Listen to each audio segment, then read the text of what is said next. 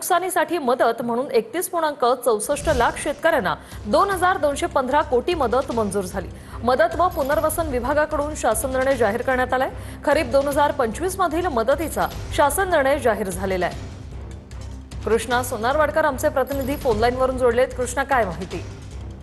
कुशाला आपण पाहतोय की महाराष्ट्राच्या मराठवाडा आणि विदर्भातल्या काही जिल्ह्यांमध्ये मोठ्या प्रमाणामध्ये अतिवृष्टीमुळे नुकसान झालेलं होतं आणि त्याचा आढावा सातत्यानं सरकारकडून घेण्यात आलेला होता। खास करून पहिल्यांदा विदर्भामध्ये जो काही पाऊस पडलेला होता तिथल्या नुकसानीचा आढावा घेण्यात आलेला होता आणि आता मराठवाड्यामध्ये होत असलेले नुकसान त्याचे जे काही पंचनामे आहेत ते सुद्धा युद्ध पातळीवरती केले जात आहेत आणि आतापर्यंत जी काही आकडेवारी सरकारकडे प्राप्त आहे त्यानुसार जवळपास 32 लाख शेतकऱ्यांचं मोठ्या प्रमाणामध्ये नुकसान झाल्याचं आकडेवारीमधून सिद्ध झालेलं आहे। त्यासाठी 2215 कोटींची जी काही मदत आहे ती सरकारनं जाहीर केलेली आहे। आजच ही जी काही मदत आहे ती वितरित केली जाणार आहे। त्यामध्ये खास करून विदर्भातले काही जिल्हे आहेत, मराठवाड्यातले काही जिल्हे आहेत, खास करून नांदेड असेल किंवा धाराशिव आणि इतर बीडमधले जो काही पट्टा आहे इथेही मोठ्या प्रमाणावर नुकसान झालेलं आहे। त्याचा आढावा अद्यापही घेतला जातो आहे।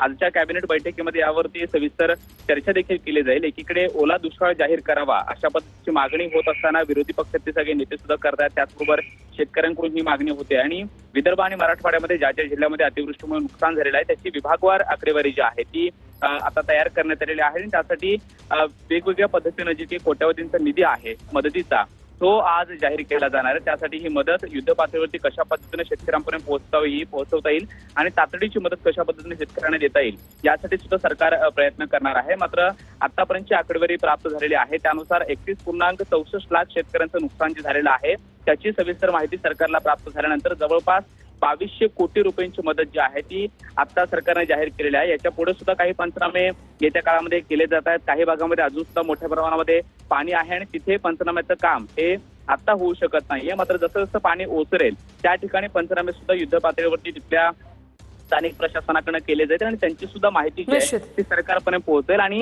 त्यानुसार पुढच्या काळात सुद्धा मदत जी आहे ती सुद्धा वितरित केली जाणार आहे। मात्र आतापर्यंत जी काही नुकसान झालेलं आहे त्याची 2215 कोटींचा निधी जो आहे तो मदत म्हणून दिला जाणार आहे। विशाली, धन्यवाद कृष्णा तुम्ही दिलेल्या या माहितीसाठी। तर मराठवाडा पश्चिम महाराष्ट्राला मुसळधार पावसाचा फटका बसलाय। राज्यात मुसळधार पावसाचा 30 जिल्हे आणि 195 तालुक्यांना फटका बसलाय। 654हून अधिक महसूल मंडळांना अतिवृष्टीचा फटका बसला। प्राथमिक अंदाजानुसार 69,95,135 एकरवरील पिकांचं नुकसान झालंय। नांदेड जिल्हा सर्वाधिक 7,28,049 एकरवरील पिकांचं नुकसान झालं।